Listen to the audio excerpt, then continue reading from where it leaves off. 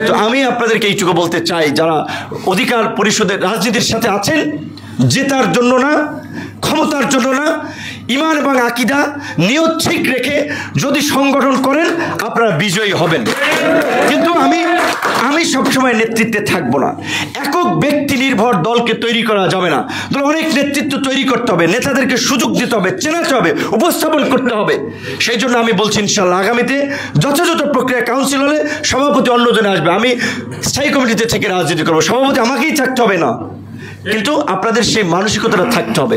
একটা পদ না পাইলে, কমিটি না পাইলে, সম্ভাব্য প্রাথমিক তালিকায় নাম না থাকলে তুল কালাম করে ফেলাইবেন, দলের মান সম্মান গাছে উঠাইবেন, এই ধরনের অযোগ্য ব্যক্তিদের দিয়ে রাজনীতি হয় না। এটা ব্যক্তিত্ব না। ব্যক্তিত্ব হচ্ছে নিজে না খেয়ে অন্যকে খাওয়ানো, নিজে চেয়ারে না বসে অন্যকে বসানো, অন্যকে সম্মানিত করা, এটা হচ্ছে ব্যক্তিত্ব। নেতৃত্ব যারা চায়, হাদিসেও আছে তাদেরকে নেতৃত্ব দিতে নিষেধ করা হয়েছে, কারণ তাহলে তার স্বার্থ আছে। বা নেতৃত্ব যারা চায় না, যারা নেতৃত্বকে আমানত মনে করে, তাদেরকে নেতৃত্ব দেন। গণ অধিকার পরিষদ কোনো এজেন্সির প্রেসক্রিপশনের সহায়তা নিয়ে রাজনীতি করে নাই, কারো দয়া দাক্ষিণ্য নিয়ে রাজনীতিতে আসে নাই। অত্যন্ত প্রতিকূল সময় জনগণের প্রতি দায়বদ্ধ থেকে জনগণের অধিকার আদায়ে রাজপথে ধারাবাহিকভাবে আন্দোলন, সংগ্রাম, রক্তদান, প্রাণদানের মাধ্যমে এই সংগঠন প্রতিষ্ঠিত হয়েছে।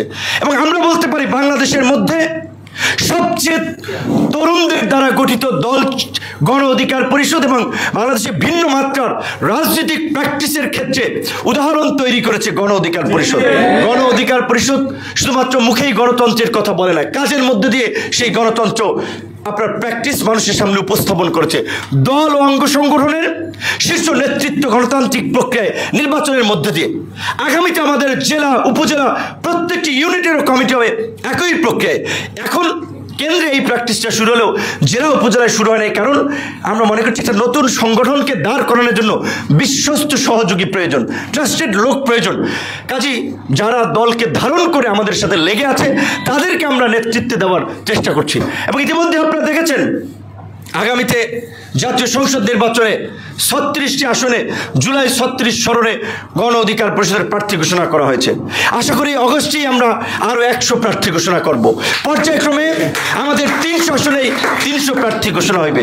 অনেকে আর কি করতে পারে, মস্করা করতে পারে, ভাই জামানত বাজেয়াপ্ত হইবে, অধিকাংশ জামানত বাজেয়াপ্ত হোক। জামানত বাজেয়াপ্ত এইবার হলে পরের বার জিতবে। পাকিস্তানের দিকে তাকান, ইমরান খান যখন রাজনীতি করে প্রথম নির্বাচনে সে নিজেও জেতে নাই। ইমরান খান 22 বছর পরে রাষ্ট্র ক্ষমতায় আসছে না। প্রবাসী অধিকার পরিষদের অনেক দিন ধরে কমিটির কথা আমাকে নেতৃবৃন্দ বলে আসছেন। আমি আজকে থেকে প্রবাসী অধিকার পরিষদের প্রধান উপদেষ্টার দায়িত্বে আর থাকতে চাই না। 5-7 জন উপদেষ্টা থাকলে আমিও তার মধ্যে একজন উপদেষ্টা থাকবো, কারণ প্রধান থাকলে হচ্ছে কমিটি গঠন নিয়ে, ওই কমিটিতে পদ পদবি নিয়ে না পেলে খুব আমার উপরে আসে, সেক্ষেত্রে মানুষ বিতর্কিত হয়। সেক্ষেত্রে আমি স্পেসিফিকভাবে এরকমের দায়িত্বগুলো তার থাকতে চাই না। অন্যেরা দায়িত্বে থাকবে, আমি তাদেরকে সহযোগিতা করব। আমি আশা করি প্রবাসী অধিকার পরিষদের নেতৃবৃন্দ এই আগামী মাসের মধ্যে একটা প্রস্তাবিত নতুন কমিটি তারা করে প্রবাসী অধিকার পরিষদকে নতুনভাবে ভাইব্রেন্ট করবে, এগিয়ে নেবে। এবং যারা আগামীতে নির্বাচনে গণ অধিকার পরিষদ তথা এই দেশের পরিবর্তনের জন্য একটা উল্লেখযোগ্য ভূমিকা পালন করবে। কারণ আপনাদেরকে এইটুকু আমরা আশ্বস্ত করতে পারি, আগামী নির্বাচন ডিসেম্বরে হোক, জানুয়ারিতে হোক আর জুনে হোক, প্রবাসীদের ভোটাধিকার ছাড়া আগামী নির্বাচন আমরা হতে দেব না। এবং এই আমাদের 36 জনের মধ্যেই আপনারা দেখেছেন প্রবাসী অধিকার পরিষদের কতজন প্রতিনিধি ঘোষণা হয়েছে। মোকাম্মেল কুমিল্লা থেকে হয়েছে, কবির ভাই টাঙ্গাইল থেকে হয়েছে, আমাদের বাগেরহাট কত ভাই হলদার ভাই, বাগেরহাট 4 থেকে আব্দুস সুবহান হলদার আমাদের প্রার্থী ঘোষণা হয় না, কিন্তু প্রার্থী এরকম আরো অনেক আছে। সুতরাং ইলিয়াস ভাই তো ঘোষণা হয়েছে। 36 জনের মধ্যেই 3-4 জন ঘোষণা হয়েছে। কালকে কুমিল্লায় 2 জন ঘোষণা হয়েছে। সুতরাং আমার কাছে একটা বিষয় আমি বিনয়ের সাথে অনুরোধ করতে চাই, ছোট্ট একটা দেশ, 64 জেলা, এইখানে নোয়াখালী, বরিশাল, এই দিনাজপুর, রংপুর, এই সমস্ত আঞ্চলিক ডিভিশন আমরা করতে চাই না। প্রবাসী বাংলাদেশি এই ডিভিশন এবং বিভাজন করতে চাই না।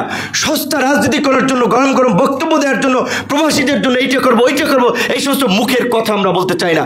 আমরা আমাদের ভাই, আমাদের সহযোদ্ধা, এই দেশের নাগরিক হিসেবে তাদের ন্যায্য অধিকার প্রতিষ্ঠার জন্য আমরা লড়াই করব, তাদের অধিকার বাস্তবায়নের সাথে থাকবো। এইটুকু আমরা এনশিওর করতে পারি, এইটুকু আমরা আপনাদেরকে আশ্বস্ত করতে পারি। সকলকে অনেক ধন্যবাদ এবং কৃতজ্ঞতা।